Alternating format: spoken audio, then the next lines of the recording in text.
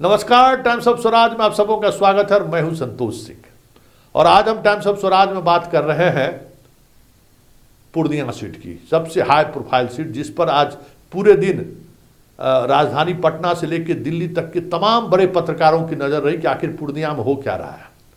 अपने अपने तरीके से हर कोई कयास लगा रहे थे कि पूर्णिया में हो क्या रहा है, लेकिन पूर्णिया से जो खबर आ रही है वो खबर यही है कि पप्पू का परचम लहराते हुए दिख रहा है।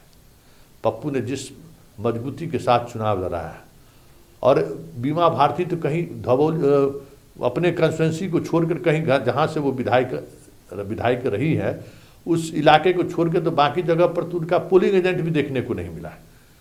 सीधे सीधे तौर पर पप्पू यादव और जदयू के पोलिंग एजेंट हर जगह एक दूसरे को मजबूती के साथ सामना करते हुए भी दिखा और अपने वोटर को लाने में भी वो कामयाब पूरी ताकत लगाए रखे। लेकिन यहाँ भी मोदी फैक्टर काम किया है। जो मोदी का जो कोर वोटर है, व्यापारी और सवर्ण, वोट करने के लिए नहीं आए। पिछले बार की तुलना में यहाँ भी 5% के करीब कम वोटिंग हुई है।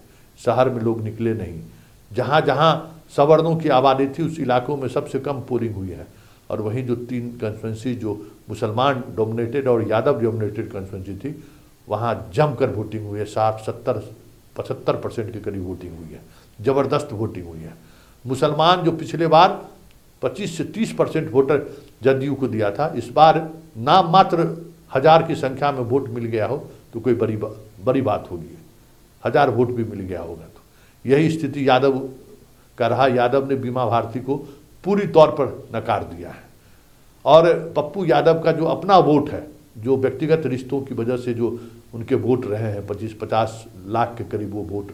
उनकी माँ भी 2014 में चुनाव लड़ी थी तो लगभग 80,000 के करीब वो वोट ले आए थे। वो जो उनका खुद का वोट है, उस वोट में भी इस बार काफ़ी उत्साह देखने को मिला। शहर में भी व्यापारी और जो सवर्ण वोटर है, खासकर राजपूत, इसका झुकाव भी पप्पू यादव की तरफ देखने को मिला है। हाँ, बहुत बहुमत भले जदयू के साथ था लेकिन एग्रेशन नहीं था। जदयू की तरफ लोग एग्रेसिव होकर वोट करते हुए कहीं दिखाई नहीं दिए।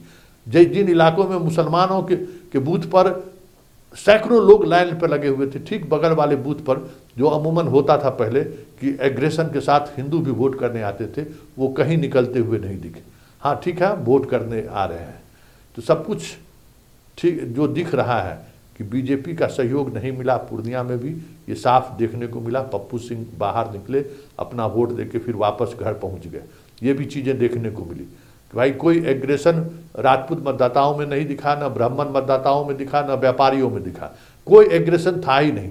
जबकि यूँ कहें तो इन जो बीजेपी का ये जो कोर वोट है, उस कोर वोट में भी पप्पू यादव सेंधमारी करते हुए दिखे। आदिवासी के वोट में भी वो सेंधमारी करने में कामयाब रहे हैं। गंगौता के वोट में भी वो सेंधमारी करते हुए कामयाब हुए हैं। कई तरह के ऐसे मिसलेनियस वोट जिसकी चर्चा नहीं होती होगी, ऐसे भी वोट पर पप्पू यादव की पकड़ रही और पप्पू यादव को लेकर वोट करते रहे। ऐसे में पप्पू यादव निर्दलीय चुनाव जीतकर दिल्ली और पटना को बड़ी चुनौती देते हुए देखने को मिल जाए 4 जून को, तो कोई बड़ी बात नहीं।